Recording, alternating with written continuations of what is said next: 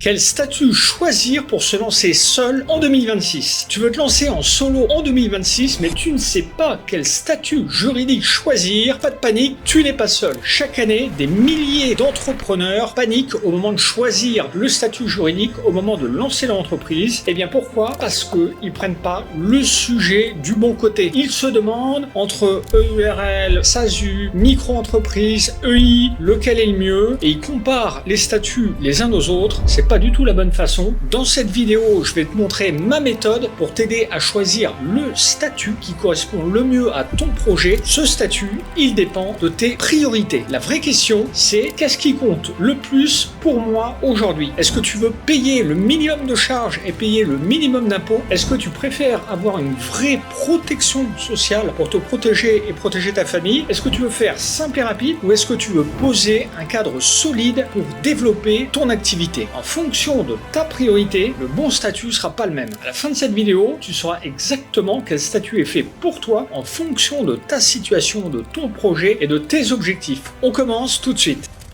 Payer le moins d'impôts et de charges possible. Si aujourd'hui ta priorité numéro 1 c'est de payer le moins possible en impôts et en cotisations sociales, si ta priorité c'est vraiment l'optimisation financière, alors on va regarder ensemble ce que coûte réellement chaque statut, chiffre à l'appui, avec les vrais mécanismes fiscaux derrière. On va analyser 4 statuts, la micro-entreprise, l'entreprise individuelle ou réelle, l'EURL et la SASU. Et tu vas voir que selon tes niveaux d'activité et tes dépenses, le statut le plus adapté n'est jamais le même. La micro-entreprise. La micro-entreprise est souvent présentée comme le régime le moins cher, mais c'est pas toujours vrai. Juridiquement, le régime micro, c'est en fait le régime de l'entreprise individuelle, mais hyper simplifié. C'est-à-dire que c'est facile à créer et facile à fermer. Financièrement, il peut être plus coûteux si tes dépenses professionnelles sont élevées, car elles sont pas déductibles, et c'est le moins cher uniquement dans une situation bien précise. Tu fais très peu de chiffre d'affaires, par exemple moins de 20 000 euros, tu as extrêmement peu de frais, par exemple moins de 4 000 euros par an. Le fonctionnement de la micro, c'est que pour le calcul des charges URSSAF, on applique un pourcentage directement sur ton chiffre d'affaires encaissé. Donc dès que tu encaisses 1 euro, tu payes un pourcentage dessus, même si tu as tout dépensé pour produire ton chiffre d'affaires. En 2026, les taux de charges URSSAF ont augmenté et augmenteront encore en 2027. Pour 2026, on a 21,2%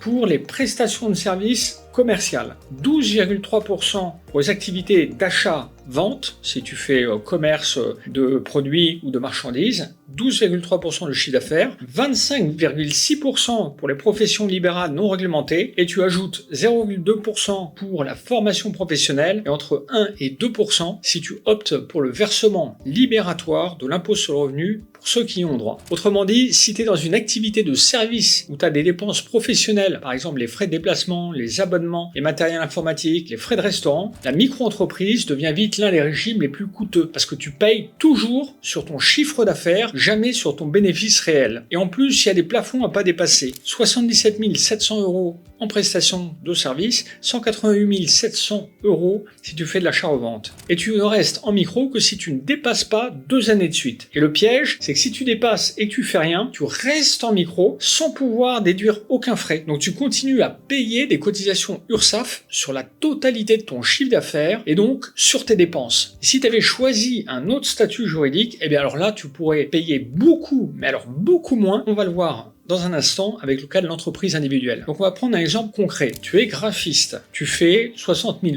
euros de chiffre d'affaires par an, tu as 10 000 euros de matériel et logiciel et tu as besoin pour vivre de 2 000 euros par mois. En micro, ton activité relève des professions libérales non réglementées, donc tu es à 25,6% de cotisation URSSAF. Tu payes donc sur 60 000 euros 25,6%, ça fait 15 360 euros que tu vas verser à l'URSSAF tout au long de l'année au fur et à mesure que tes clients te payent. Et tu ne déduis aucun frais. Tu payes donc 15 360 euros de cotisation sans tenir compte des frais, de l'argent que tu as dû dépenser pour ton activité professionnelle. Et pour l'impôt sur le revenu, tu as le droit à un abattement de 34%. Donc abattement de 34% sur 60 000 euros, ça fait 20 400 euros d'abattement. Ton revenu imposable, c'est 60 000 euros moins les 20 400 euros, donc 39 600 euros. Et tu vas payer l'impôt l'impôt sur le revenu sur ces 39 600 euros, il y en a pour 4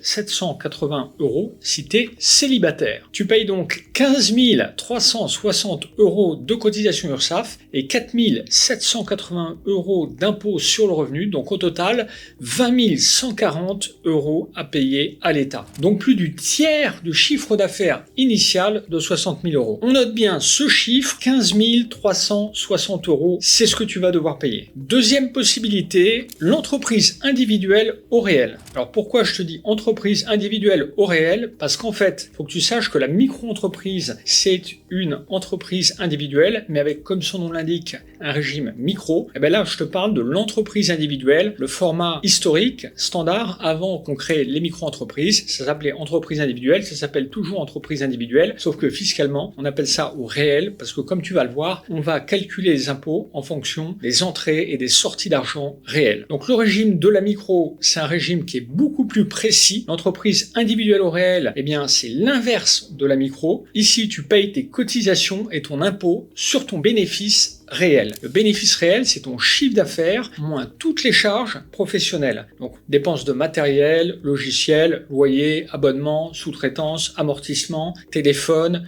déplacement, repas d'affaires, etc., etc. Sur ce bénéfice réel, tu vas payer en moyenne 45% de cotisation URSSAF. C'est beaucoup plus qu'en micro, mais comme la base de calcul est réduite, au final, tu payes souvent moins. Le taux est plus élevé, mais la base de calcul est beaucoup plus faible, ce qui fait que, en global, même si le taux est plus élevé, eh bien, tu vas le voir, je vais te le montrer avec des exemples chiffrés, tu vas payer souvent beaucoup moins. Mais il y a un deuxième levier qui permet de payer beaucoup moins d'impôts qu'en micro, c'est l'option IS. Depuis 2022, une entreprise individuelle peut opter pour l'impôt sur les sociétés, l'IS. Cette option est irrévocable, ça veut dire que si tu l'as choisi, tu peux pas revenir à l'impôt sur le revenu, mais c'est pas très grave. L'option IS, elle te permet deux choses, que les cotisations URSSAF que tu payes, elles soient calculées uniquement sur le montant de ta rémunération et non pas sur le bénéfice, et encore moins sur ton chiffre d'affaires. Et ensuite, pour l'argent que tu laisses sur le compte de la société, si c'est de bénéfice de la société, il est taxé seulement à 15%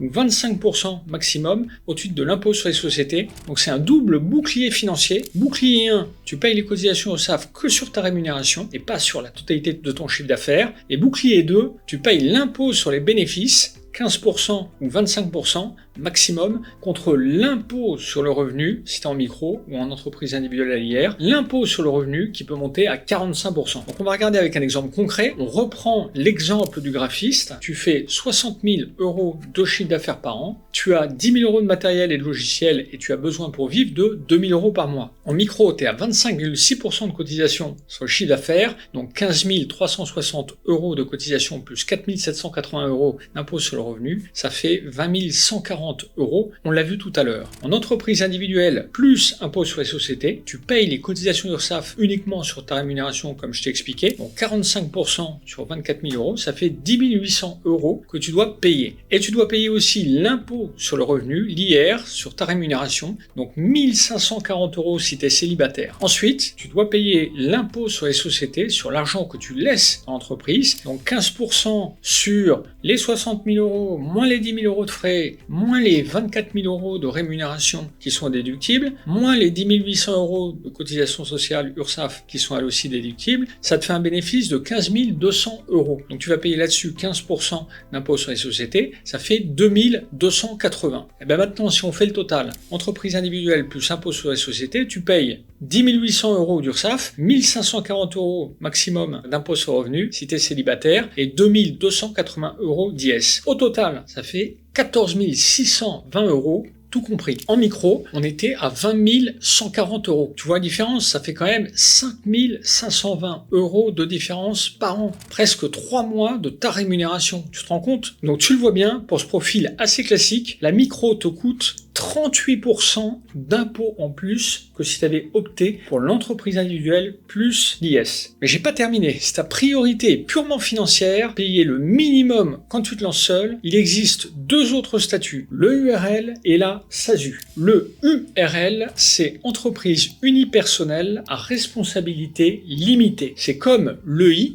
l'entreprise individuelle qu'on vient de voir. Ce sont les mêmes règles de calcul de cotisation URSSAF, les mêmes règles fiscales, c'est-à-dire que tu as le choix entre l'impôt sur le revenu ou l'impôt sur les sociétés, même règles de calcul des bénéfices, tu peux déduire toutes tes dépenses exactement selon les mêmes règles, selon la même nature de dépenses, etc. Il n'y a aucune différence entre ce statut et celui de l'entreprise individuelle. Tout est pareil, sauf qu'en EURL, tu as un petit truc en plus, le capital social. Et ce petit truc en plus, il peut être important. Si tu veux vendre un jour ta société pour payer moins d'impôts, surtout si tu crées une holding au-dessus, si tu veux t'associer, car en entreprise individuelle, tu ne peux pas t'associer, si tu as besoin de financement ou si tu as besoin de rassurer tes partenaires, on va en parler. Donc retiens à ce stade que l'EURL, elle te permet, comme l'entreprise individuelle, de payer souvent moins de charges sociales et d'impôts qu'en micro-entreprise si tu as déjà un certain volume d'activité et que tu fais des dépenses professionnelles. Et avec en plus des possibilités de t'associer ou de trouver des financements, la SASU. La SASU, il faut être honnête, c'est pas le statut le moins cher dans une logique purement financière. Le président de SASU, il est ce qu'on appelle assimilé salarié, donc il paye à peu près les mêmes cotisations sociales qu'un salarié. Pour toucher 2000 € net, la société dépense environ 3400 à 3600 €. Bon, c'est pas une règle très stricte, ça dépend des taux et puis d'éventuelles exonérations, mais enfin, on est dans ces eaux-là. C'est plus cher que le statut de gérant EURL au niveau des cotisations sociales. La SASU devient intéressante dans un cas très précis, c'est quand tu veux te rémunérer en dividendes, c'est-à-dire que tu veux récupérer le bénéfice de ta société sous forme de dividendes. Les dividendes en SASU, ils sont pas soumis à cotisation sociale, ils sont uniquement taxés à la flat tax, maximum 30% actuellement. C'est ce qui peut rendre la SASU fiscalement plus efficace pour certains profils. Donc prenons un exemple complet et schématisé. Tu as un bénéfice de 80 000 €, l'impôt société, il va s'élever à 15 750 €. Donc tu auras un bénéfice qu'on appelle un résultat distribuable de 64 250 €. Là-dessus, si tu le verses sous forme de dividende, eh bien tu vas payer ce qu'on appelle le PFU, la flat tax à 30%, 19 275 €, il te reste net 45 000 €. Donc c'est une stratégie qui est cohérente si tu veux réduire tes cotisations sociales, mais elle reste moins intéressante que l'URL quand tu veux maximiser ton salaire net. Donc dans une logique purement financière, ta priorité c'est de payer le moins possible. La micro est le moins cher en général si tu as très peu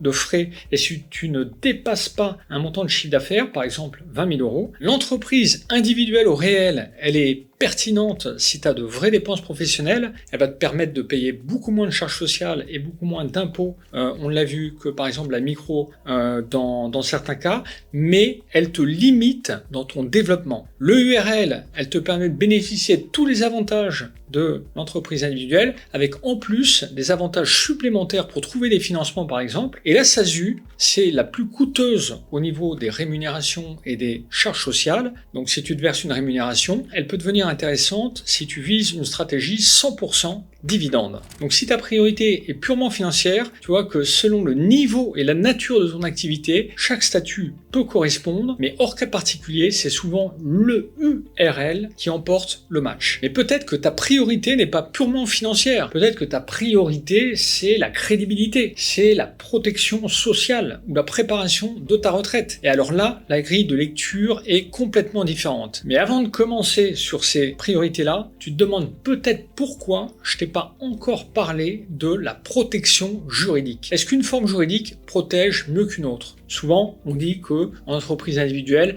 tu risques, en cas de difficulté, de perdre tout ton patrimoine personnel et donc d'avoir des difficultés financières plus importantes que si tu es en société à responsabilité limitée, etc. Alors, c'est complètement faux. Sache que depuis quelques années, quelle que soit la forme juridique de ton activité, même en micro-entreprise, ton patrimoine personnel est protégé comme si tu étais en responsabilité limitée. C'est-à-dire que maintenant, il y a une protection qui est quasiment équivalente, quel que soit le statut juridique de ton entreprise. Donc, c'est plus un sujet, c'est plus un critère de choix, cette notion de limitation de la responsabilité. Raison pour laquelle je t'en ai pas parlé, parce que donc c'est pareil pour tout le monde. Et avant de conclure, il faut que je te dise quelque chose d'important. Parfois, c'est justement ça qui peut faire peur, les démarches, la paperasse, les statuts à rédiger, le capital à déposer, la comptabilité à organiser, mais aujourd'hui, il existe une solution qui te permet justement de rendre tout ça beaucoup plus simple. Même quand tu choisis une EURL ou une SASU, c'est LegalPlace. LegalPlace, c'est un service qui t'accompagne de A à Z dans la création de ton entreprise. Les statuts sont générés automatiquement sur mesure, le dépôt de capital est géré en ligne et ton dossier est vérifié avant d'être envoyé au greffe. Tu choisis ton statut, tu réponds aux questions et tout le reste est automatisé. Ça veut dire que même si tu pars en EURL ou en SASU pour te structurer, tu n'as aucune complexité à gérer, tout est automatisé. Et ça change vraiment la vie quand tu veux créer une société sans te compliquer la tête. Et une fois que ton entreprise est créée, tu peux aussi être accompagné pour la gestion et la comptabilité par ComptaPlace, l'offre comptable de LegalPlace qui te suit au quotidien, déclaration fiscale, optimisation, tableau de bord, obligations légales, tout est pris en charge pour que tu puisses te concentrer sur ton activité. Et si tu veux te lancer maintenant ou dans les prochains jours, tu peux utiliser le code promo Xavier15. Il te donne moins 15% sur tous les services de LegalPlace, que ce soit la création de ton entreprise, la domiciliation et même l'accompagnement comptable. Je te mets tous les liens juste en dessous. Choisis ton statut, commence tes démarches et laisse LegalPlace simplifier tout le reste pour toi. Choisir son statut quand ta priorité c'est la crédibilité. Maintenant, on va aborder une priorité totalement différente de l'optimisation fiscale, la crédibilité. Parce que parfois, ton objectif numéro 1, c'est pas de payer le moins possible. Ce que tu veux, c'est envoyer un signal professionnel, inspirer de la confiance autour de toi, paraître structuré et montrer que tu es quelqu'un avec qui on peut travailler sérieusement. Que tu sois consultant, développeur, coach, freelance, haut de gamme, marchand de biens, créateur de contenu ou prestataire B2B, la réalité c'est que ton statut juridique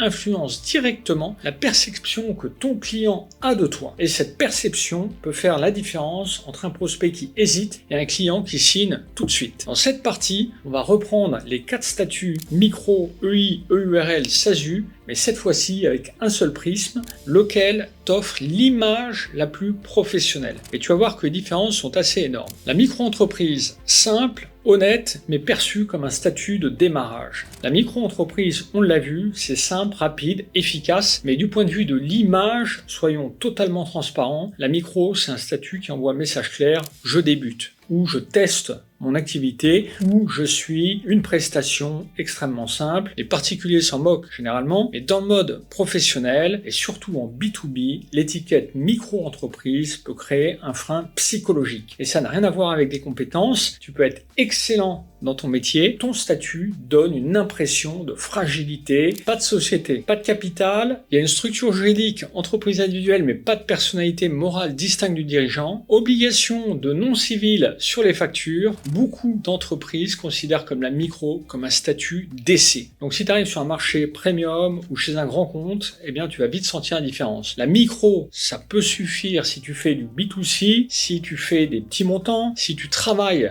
sur la confiance personnelle, ou si tu t'appuies uniquement sur ton talent ou sur ton réseau. Mais si ta priorité c'est la crédibilité, alors franchement la micro c'est pas le bon format du tout. L'entreprise individuelle, plus sérieuse mais encore trop floue pour afficher une vraie crédibilité professionnelle. L'entreprise individuelle, l'EI au réel, c'est déjà un niveau au-dessus de la micro. Tu présentes une image plus professionnelle, tu tiens une vraie comptabilité, tu déduis les frais et tu apparais plus structuré. Mais attention, même si l'entreprise individuelle au réel est plus solide que la micro, tu restes une personne physique qui exploite une activité. T'es pas une société. Et pour beaucoup de clients, ça change pas grand chose. Tu projettes toujours pas l'image d'une entreprise, mais plutôt celle d'un indépendant expérimenté. T'as pas de capital social, t'as pas de statut, t'as pas de personnalité morale distincte. Pour un artisan ou un expert reconnu, l'entreprise individuelle, ça suffit souvent, mais pour les prestations intellectuelles ou pour des contrats B2B importants, l'EI peut manquer d'impact, il faut le dire. Et ça, c'est exactement ce que les professionnels ressentent. L'entreprise individuelle est bien une entreprise au sens économique, mais c'est pas une personne morale au sens juridique. L'EURL, premier vrai changement d'image, tu deviens une société à part entière, et c'est là que tout change. Avec l'EURL, tu n'exerces plus en nom propre, mais tu restes en travailleur indépendant sur le plan social. Tu deviens une société avec une identité juridique propre, un capital, des statuts, une personnalité morale. Donc sur une facture, une proposition commerciale, un contrat, un appel d'offres pour une banque, l'effet est immédiat. J'ai affaire à une entreprise. Tu vas inspirer beaucoup plus confiance pour 3 raisons. Tu as un capital social, même 100 €, ça peut suffire à rassurer un client. C'est un symbole de stabilité. Tu rentres dans une logique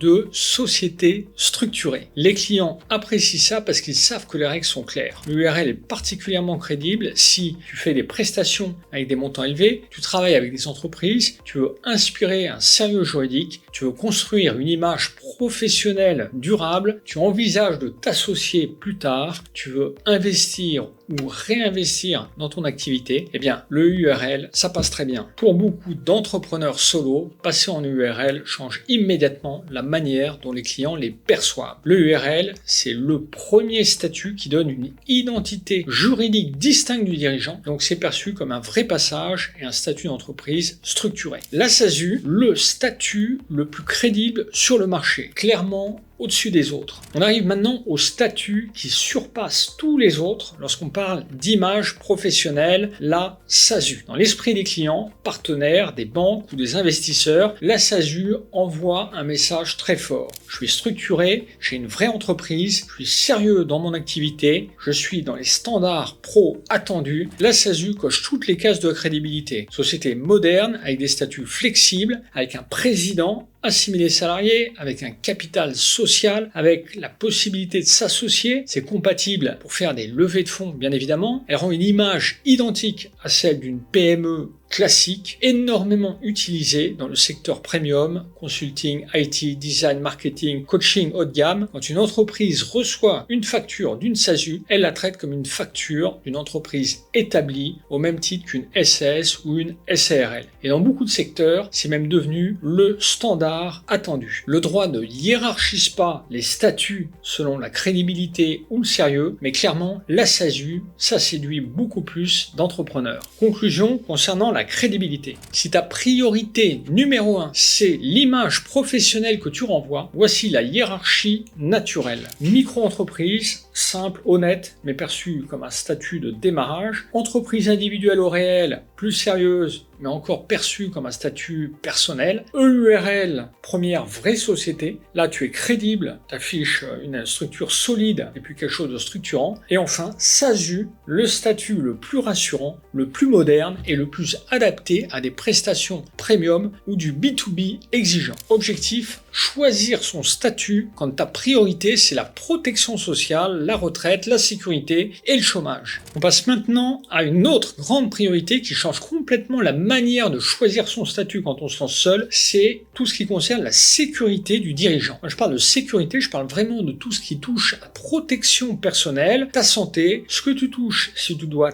t'arrêter de travailler, combien tu valides de trimestres pour la retraite, etc. Pour la retraite, comment tu es indemnisé si tu as un accident, etc. Certaines personnes ne cherchent pas à payer le moins possible, d'autres ne cherchent pas à renvoyer l'image la plus crédible. Leur priorité, c'est clairement « je veux me protéger et protéger les membres de ma famille ». Et selon cette priorité, le choix du statut change complètement. Les deux mondes, TNS et assimilé salarié. Avant d'analyser chaque statut, il faut comprendre le point fondamental. En France, tous les dirigeants ne cotisent pas au même régime social. Et ces régimes n'ont rien à voir les uns avec les autres. Il existe d'un côté les régimes des travailleurs non salariés, le régime TNS, c'est le régime de la micro-entreprise, de l'entreprise individuelle et du gérant associé unique de l'EURL. Lorsque le gérant est associé unique, c'est un régime dans lequel tu cotises moins. Donc tu es moins protégé. Le taux global de cotisation TNS tourne autour de 40-45% de ta rémunération, alors que quand tu es assimilé salarié, on peut monter entre 75 et 80%. Donc, mécaniquement, les droits sont pas les mêmes. Tu vas avoir une retraite qui va être moins généreuse, des indemnités journalières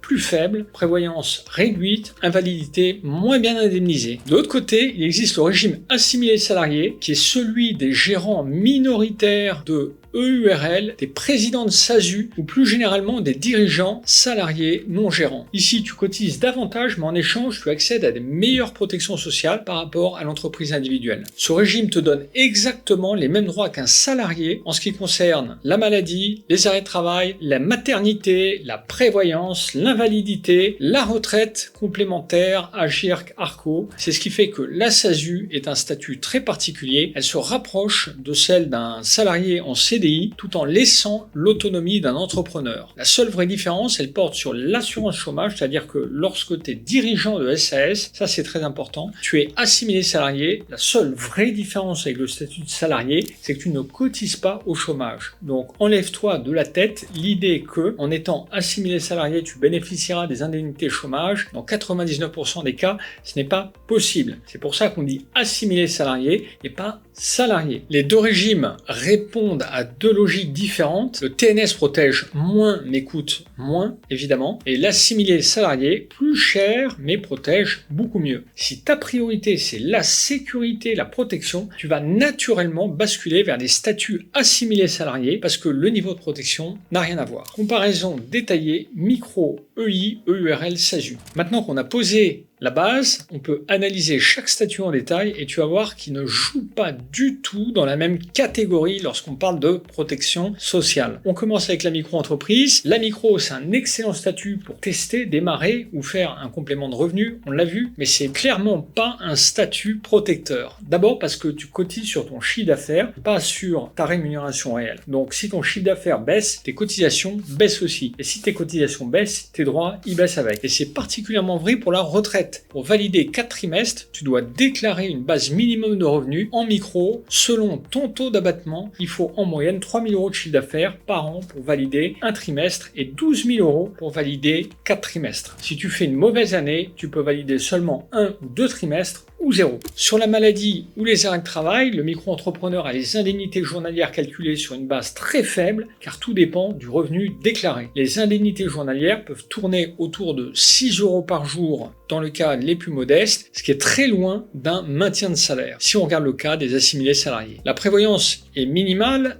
les protections invalidité sont réduites et bien évidemment, tu n'as aucun droit au chômage. Si ton activité s'arrête, France Travail ne versera rien du tout, sauf si tu avais des droits liés à un emploi salarié précédent. Donc la micro peut suffire si tu veux juste une structure simple, mais si ta priorité c'est ta protection personnelle ou celle de tes enfants, celle de ta famille, c'est pas du tout le meilleur choix. Passons maintenant à l'entreprise individuelle au réel, l'EI. Donc en EI, la protection s'améliore mécaniquement parce que cette fois, tu cotises sur ton bénéfice et non plus sur ton chiffre d'affaires. Ça veut dire que si tu fais un bénéfice, tu vas valider plus facilement des trimestres de retraite et tu obtiens une meilleure base de calcul pour les arrêts maladie. Mais ça reste le statut TNS, donc la retraite complémentaire est moins généreuse que pour un assimilé salarié. Les indemnités journalières restent limitées et ta prévoyance dépend souvent des contrats privés que tu dois mettre en place en plus. L'entreprise individuelle donne une protection correcte, mais qui reste en dessous du régime des salariés sur absolument tous les éléments. Et là encore, bien évidemment, aucun droit au chômage. Le URL change un peu de dimension parce que tu deviens une véritable société, mais socialement, rien ne change. En tant que gérant associé unique, tu restes TNS. Là encore, la protection dépend du montant que tu te verses au niveau de ta rémunération. Si tu te verses 2 000 ou 3 000 € par mois, tes indemnités journalières augmentent, ta retraite progresse plus vite et ton niveau de protection s'améliore. Mais même dans ce cas, tu rattrapes jamais le niveau d'un assimilé salarié. Par exemple, un gérant de URL payé 3 000 € net aura une retraite nettement inférieure à celle d'un président de SASU payé au même niveau. Le dirigeant d'une EURL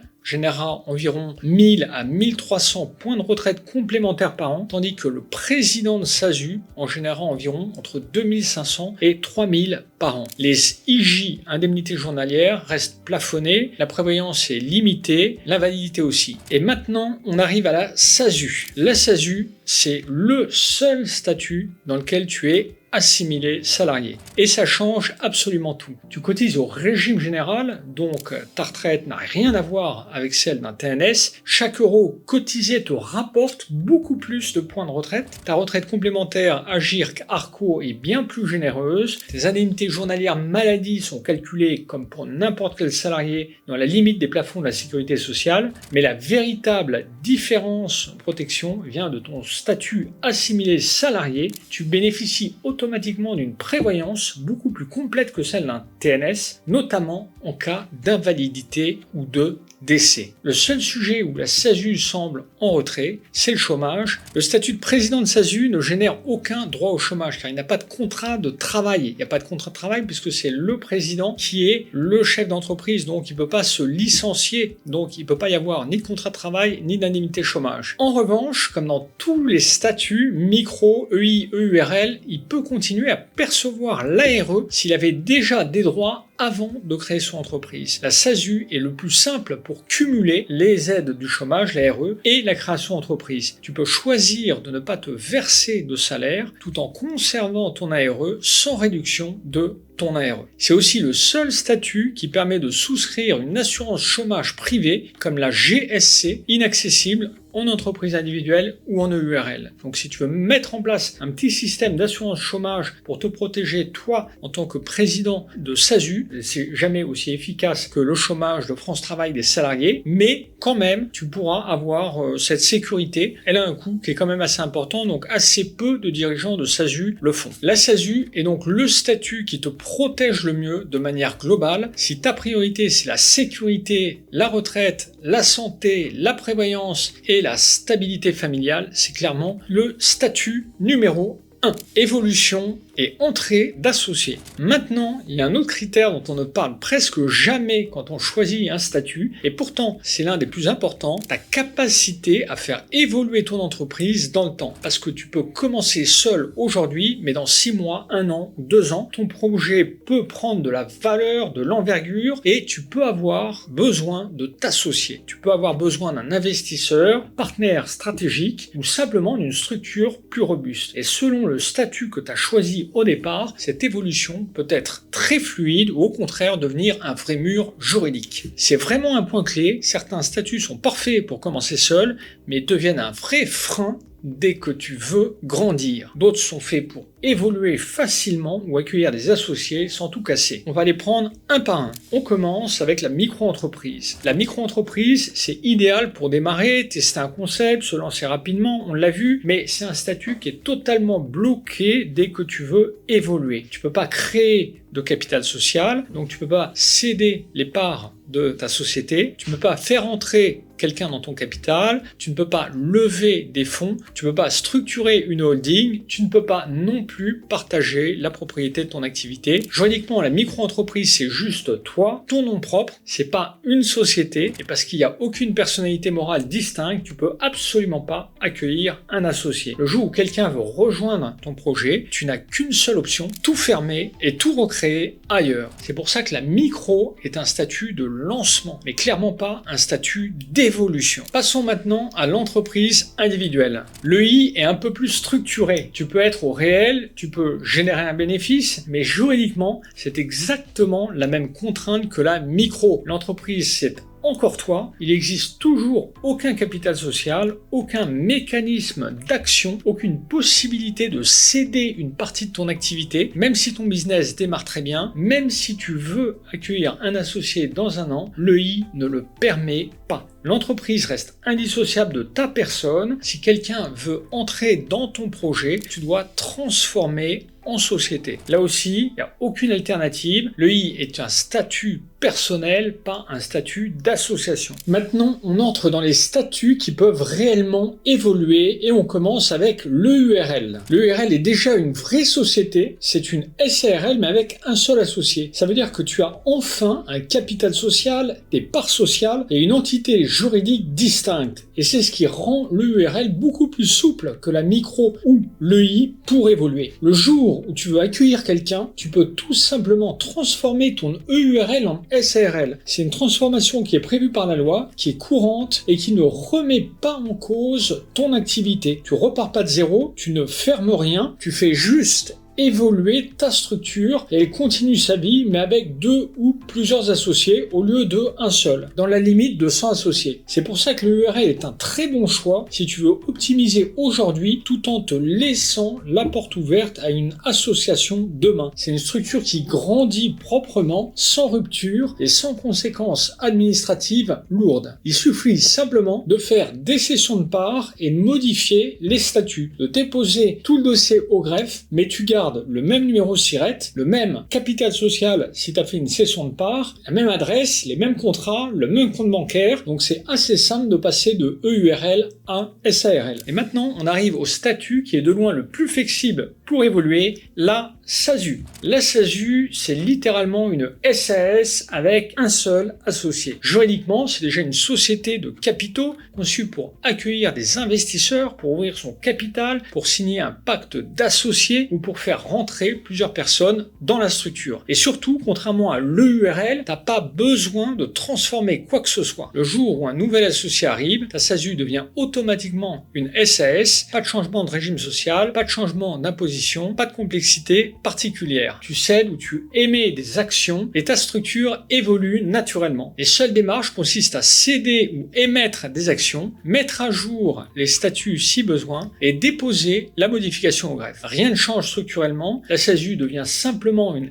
SAS dans la continuité. C'est ce qui fait que la SASU est le statut préféré des entrepreneurs qui visent plutôt loin. Si tu sais que ton projet peut prendre de la valeur, si tu veux un associé opérationnel, si tu veux ouvrir le capital à une holding ou si un investisseur veut arriver dans quelques mois au capital de ta société, la SASU, c'est clairement le statut le plus cohérent, le plus logique, le plus adapté. Parce que c'est le statut qui te permet de te structurer très tôt, mais aussi de grandir sans te fermer les portes. En SASU, tu peux accueillir un associé en cédant une partie de tes actions, tu peux aussi créer une nouvelle classe d'actions, intégrer des investisseurs, organiser un pacte d'actionnaires ou même lever des fonds dans les règles du private equity. C'est un statut qui peut se transformer en vraie entreprise dès que le projet le nécessite. Donc si je résume cette partie sur l'évolution et l'entrée des associés, la micro et l'entreprise individuelle sont très bien si tu es certain de rester seul, mais deviennent une impasse dès que tu veux ouvrir ton capital. Le URL est une très bonne base si tu veux optimiser aujourd'hui tout en te laissant la possibilité de passer en SARL demain, et la SASU, c'est tout simplement le statut le plus flexible si tu veux créer un projet qui peut grandir, accueillir des associés, attirer des investisseurs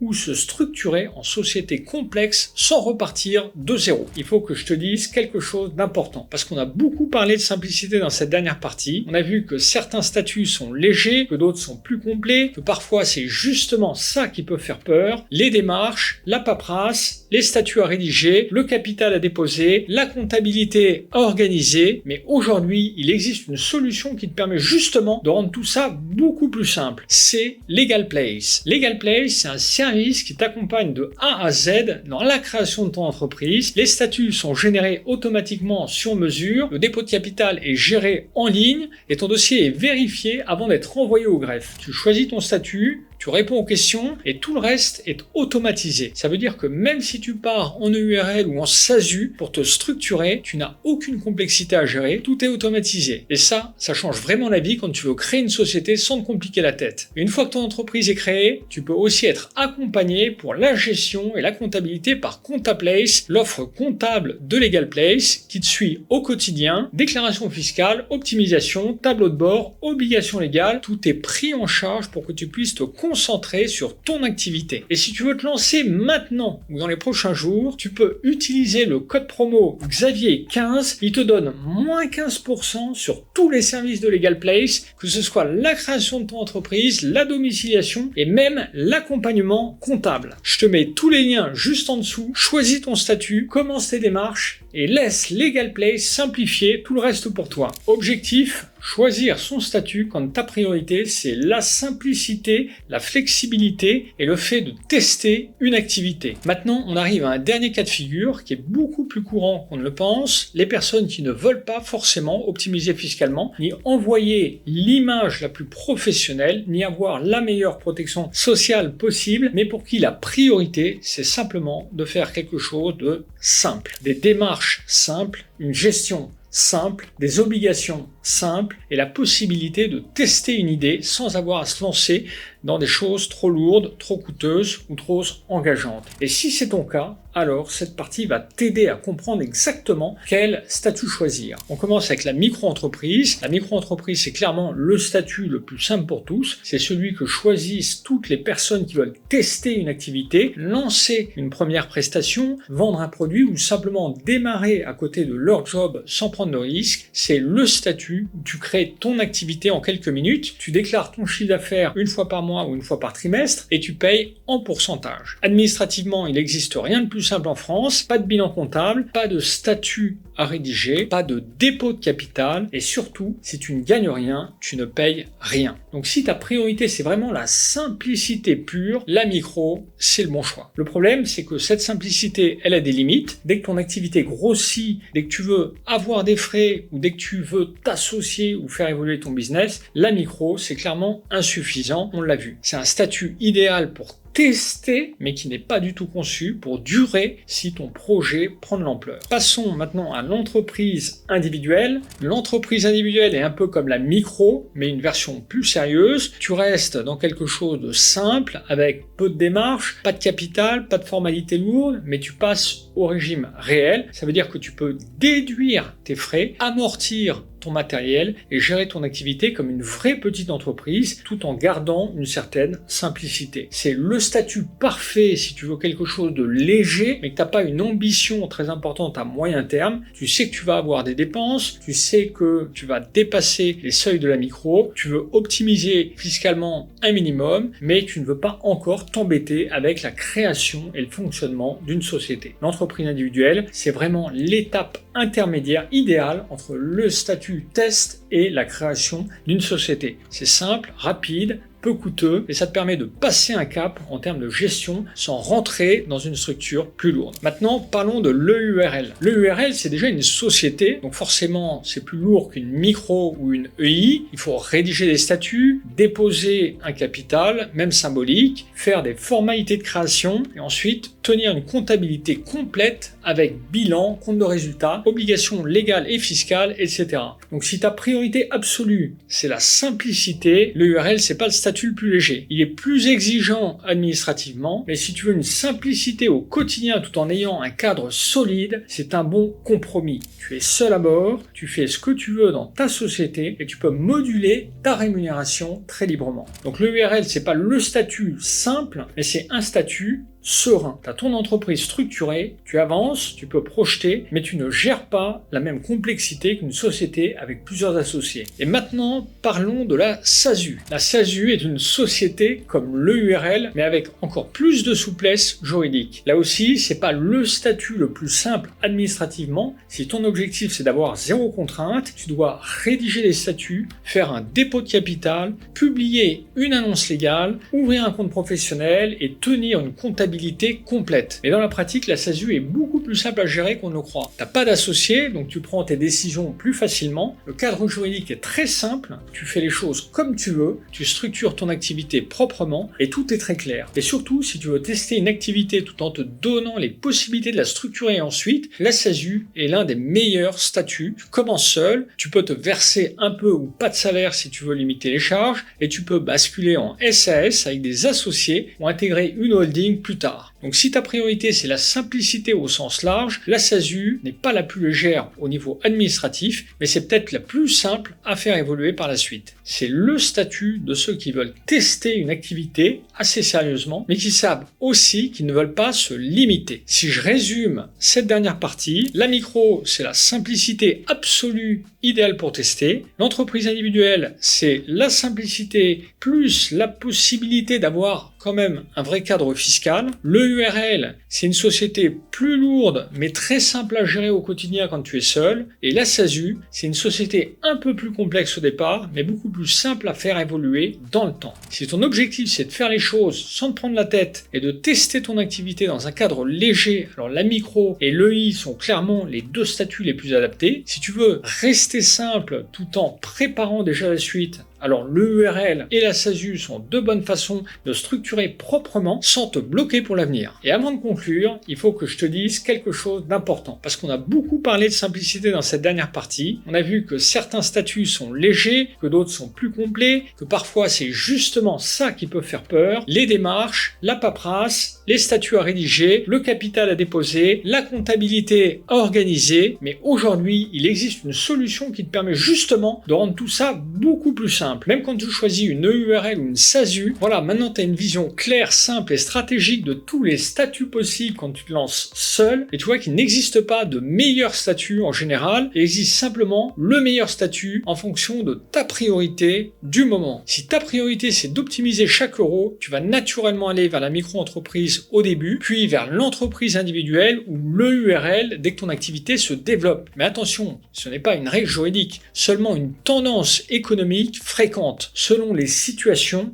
une SASU à l'IS peut aussi être très optimisée. Si ta priorité c'est la crédibilité, alors l'EURL et surtout la SASU vont t'offrir une vraie image de société professionnelle. Si tu veux préserver ta sécurité, ta retraite et ta protection sociale, la SASU c'est imbattable. La SASU offre la meilleure protection sociale des statuts solo, car le président est assimilé salarié, donc régime général hors chômage, on en a parlé, mais elle n'est pas imbattable juridiquement parce que certaines professions libérales réglementées bénéficient de caisses spécifiques. Une EURL peut aussi offrir une bonne protection, maladie, maternité, retraite de base SSI. La qualité de la retraite dépend du montant des cotisations, pas du statut seul. Et si tu veux rester libre, léger et flexible, la micro-entreprise et l'entreprise individuelle sont parfaites tant que tu ne dépasses pas leurs limites. Tu sais aussi maintenant comment chaque statut réagit quand ton activité grandit et quand tu veux faire entrer un associé, un investisseur ou un partenaire. La micro et l'EI sont faites pour rester seules, mais sache qu'une EI peut être transformée en société via un apport ou une cession du fonds. Donc elle peut conduire à des statuts avec associés, simplement indirectement. L'EURL t'ouvre la porte vers la SARL et la SASU, c'est tout simplement la structure la plus flexible pour évoluer à ton rythme, ouvrir ton capital ou monter en puissance. Et si tu veux avancer concrètement après cette vidéo, sache qu'il existe une solution qui te simplifie toute cette partie technique, administrative et juridique, c'est LegalPlace. Avec LegalPlace, tu sélectionnes ton statut, tu réponds à quelques questions et tout le reste est fait pour toi. Et tu peux créer ton entreprise sans stress et sans erreur, tu gagnes du temps, tu gagnes en sérénité et tu peux te concentrer sur ton activité. Et si tu veux te lancer maintenant, tu peux utiliser le code promo Xavier15 qui te donne moins 15% sur tous les services LegalPlace, création de société, domiciliation, accompagnement comptable, tout est accessible via les liens juste en dessous. Donc si tu veux créer ta société simplement, proprement et avec un vrai accompagnement derrière, tu as tout ce qu'il faut pour te lancer dès aujourd'hui. Une dernière chose, si cette vidéo t'a appris quelque chose, n'hésite pas à la liker et à t'inscrire à la chaîne si ce n'est pas encore fait.